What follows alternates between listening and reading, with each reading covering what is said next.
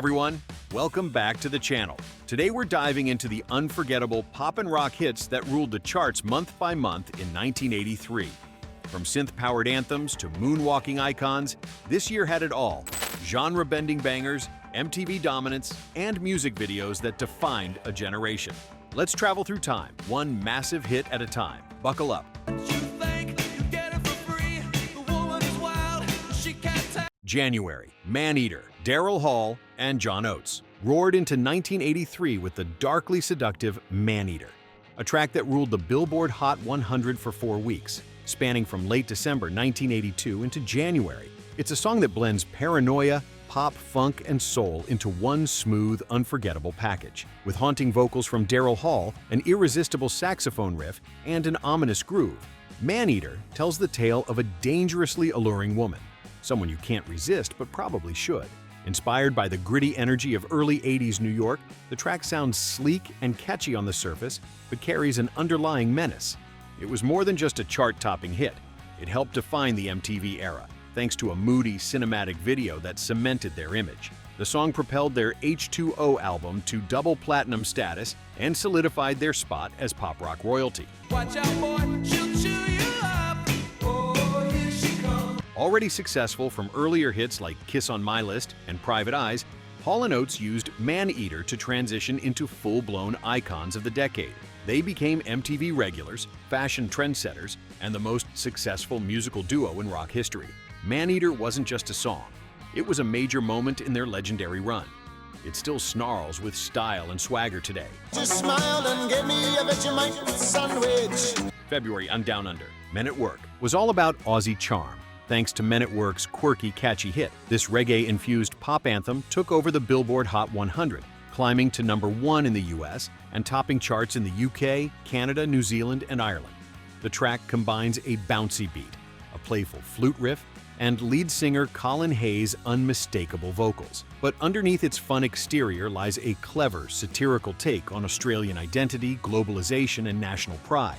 It's both a celebration and a critique, wrapped in Vegemite references and outback imagery. The surreal, humorous music video, packed with kangaroos, camels, and beer-swilling tourists, became a staple on MTV. Down Under also appeared in films like Crocodile Dundee and The Dish, helping it become a lasting cultural touchstone. It's still used during major Australian sporting events and remains a beloved national anthem of sorts. The song helped their debut album Business as Usual dominate globally, and in 1983, the band won a Grammy for Best New Artist. While some pegged them as a novelty act, the track's clever lyrics, catchy hooks, and international success proved otherwise. Down Under was more than just a song. It was a worldwide moment of Aussie pop brilliance. March, Billie Jean, Michael Jackson, had become a full-blown cultural phenomenon. Released in January, the song soared to #1 on the Billboard Hot 100 and held that position for 7 straight weeks. With its hypnotic bass line, sharp beats, and Michael Jackson's chilling vocals, Billie Jean was unlike anything else on the airwaves. The lyrics tell a brooding tale of a woman who claims Jackson is the father of her child, a bold, dramatic twist on traditional pop themes. Produced by the legendary Quincy Jones, the track became a sonic masterpiece and a turning point in Jackson's career. The music video broke racial barriers on MTV, with glowing sidewalks and Jackson's now iconic fedora. His live performance at the Motown 25 special, where he debuted the moonwalk, became the stuff of legend. The song won 2 Grammys, inspired countless covers, and has been used in everything from The Wedding Singer to Stranger Things.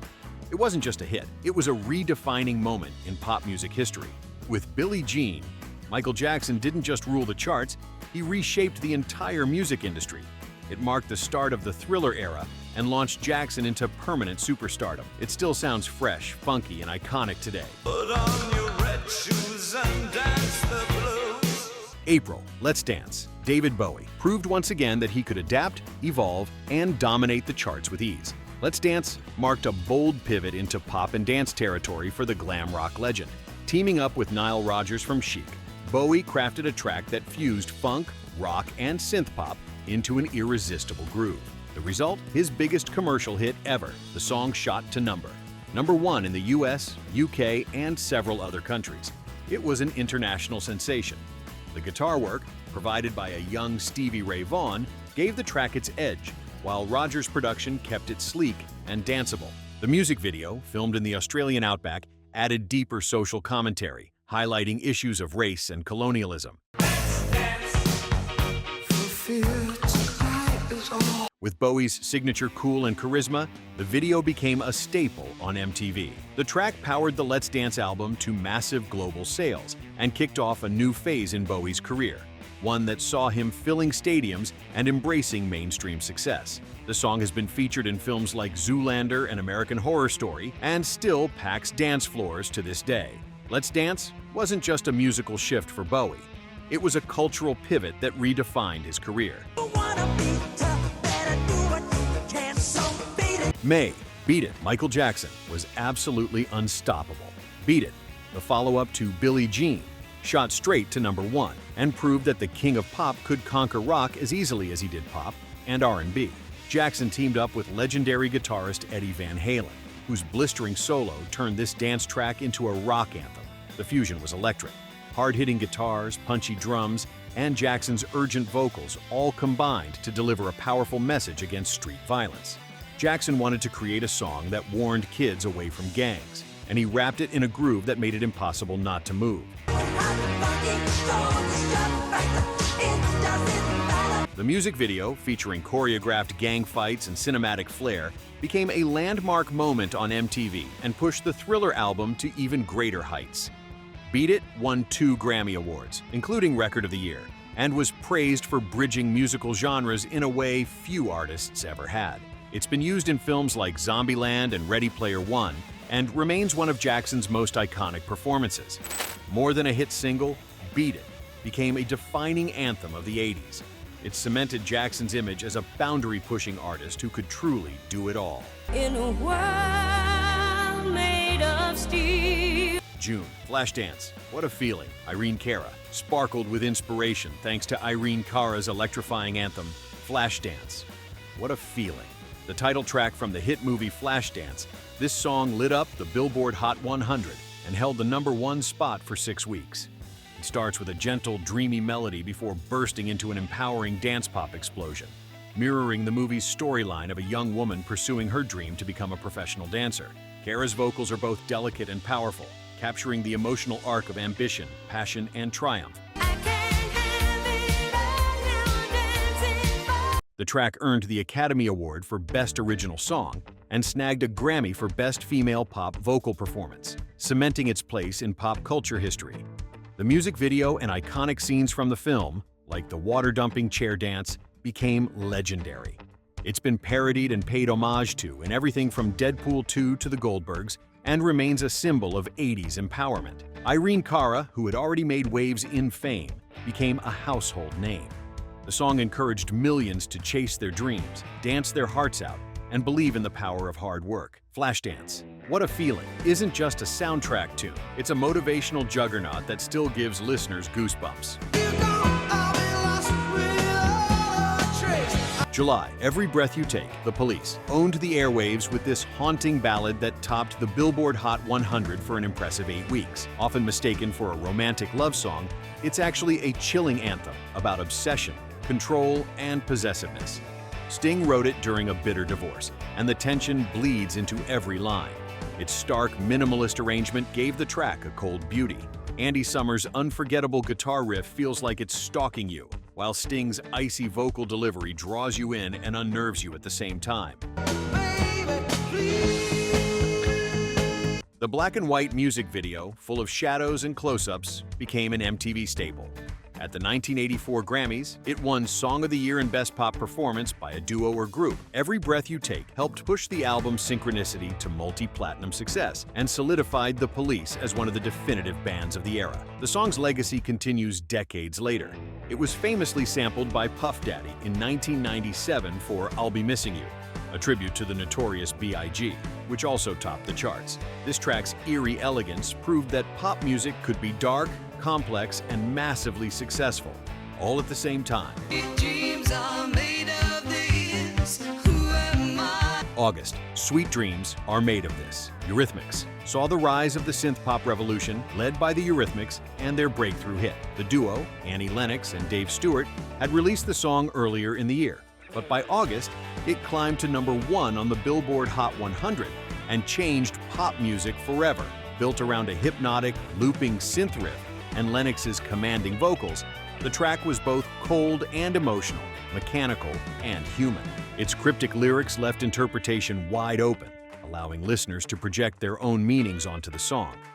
Lennox's androgynous look in the iconic music video, complete with orange hair, a boardroom table, and wandering cows, broke barriers and defined the early MTV era. The song has been used in countless films and shows, including American Horror Story, Sucker Punch, and X-Men: Apocalypse, adding to its surreal and slightly dystopian legacy. Sweet Dreams wasn't just a hit. It was a cultural pivot point. It helped usher new wave into the American mainstream and catapulted Eurythmics to international superstardom. Decades later, the track still feels fresh, edgy, and strangely futuristic. Whether on dance floors or soundtracks, its haunting charm continues to captivate new generations of listeners. Every now and then I get a little bit September, total eclipse of the heart. Bonnie Tyler belonged to the gothic grandeur of this unforgettable hit. This powerhouse ballad soared to #1 on the Billboard Hot 100 and held that position for 4 weeks, captivating audiences with its operatic scale and raw emotion. Written and produced by Jim Steinman, famed for his work with Meatloaf, the song oozes drama from the first note. It's got everything: soaring strings, pounding drums, theatrical crescendos, and Tyler's raspy, heart-wrenching vocals. The lyrics read like a Shakespearean tragedy set to rock music, and the music video is peak 80s excess. Wind machines, ghostly schoolboys, glowing eyes, and enough dry ice to fog up a football stadium. The song became a karaoke and prom night staple, and its timeless emotional intensity has kept it relevant for decades. It's popped up in countless movies and TV shows, from Old School to The Strangers, Pray at Night to Glee. Total Eclipse of the Heart is the very definition of a power ballad. Larger than life, unapologetically theatrical, and unforgettable. Bonnie Tyler became an icon overnight, and her dramatic delivery turned the song into one of the most enduring anthems of the decade. It's not just music, it's a full-blown emotional event. Our love is strong when you go. October, Karma Chameleon, Culture Club, had become one of the most colorful and talked about bands in the world, and Karma Chameleon sealed the deal. The song hit #1 on the Billboard Hot 100 and stayed there for 3 weeks, also topping charts in more than 15 other countries. With its cheerful melody, catchy chorus, and slight country twang, the track was pure pop perfection. But underneath the sunny sound, Boy George's lyrics touched on heavier themes: truth, duality, and identity. The music video, set in a Wild West riverboat scene, was a visual feast and a staple on MTV. With his flamboyant style, soulful voice, and undeniable charisma, Boy George became a pop culture phenomenon. Karma Chameleon helped make Color by Numbers one of the best-selling albums of the year and solidified Culture Club's place in 80s music history. The song's message about staying true to yourself resonated with fans of all backgrounds and orientations. It's been featured in movies like The Wedding Singer and ads all over the world showing its lasting appeal. More than just a hit, Karma Chameleon became an anthem for authenticity and proved that sometimes the brightest pop has the deepest meaning. I bet she never had a backstreet guy. November, Uptown Girl, Billy Joel, took a nostalgic turn and delivered one of the most infectious hits of the decade with Uptown Girl. Inspired by Frankie Valli and the Four Seasons, the doo-wop style track paid homage to the golden age of 50s and 60s pop. Reaching #3 on the Billboard Hot 100, it became a global smash, topping the charts in the UK, Ireland, Australia, and several other countries. The song was famously inspired by Joel's then relationship with supermodel Christy Brinkley, who also starred in the charming Grease Monkey-themed music video. Set in an auto shop, the video was in heavy rotation on MTV and showcased Joel's humorous working-class charisma. The upbeat piano, falsetto harmonies, and fun storytelling made Uptown Girl an instant classic, and a staple of weddings, karaoke nights, and retro playlists. It was later covered by Westlife, further cementing its legacy. And when she Uptown Girl showed Joel's ability to blend nostalgia with modern pop sensibility, and it helped his An Innocent Man album become a multi-platinum success. The track was more than a hit. It was a joyous tribute to pop's past that somehow felt fresh in the flashy 80s. To this day, it still gets feet tapping and hearts smiling. Say what you want, but don't. December, Say Say Say, Paul McCartney and Michael Jackson, closed with a bang thanks to the superstar collaboration between Paul McCartney and Michael Jackson on Say Say Say. The funky feel-good track was released in October and climbed to number 1 on the Billboard Hot 100 in December, holding the spot for 6 weeks. It blended McCartney's melodic pop instincts with Jackson's soulful, high-energy vocals, creating a smooth, radio-ready hit that appealed across generations. The song was recorded during the sessions for McCartney's Pipes of Peace album, but it had Michael's fingerprints all over it. Their chemistry was undeniable, both in the studio and on screen. The playful music video featured the duo as Depression-era con men, selling snake oil and stealing hearts. Through the years, I can't just stand the year. My place and It became an MTV favorite. The song topped charts worldwide and was one of the biggest duets of the decade.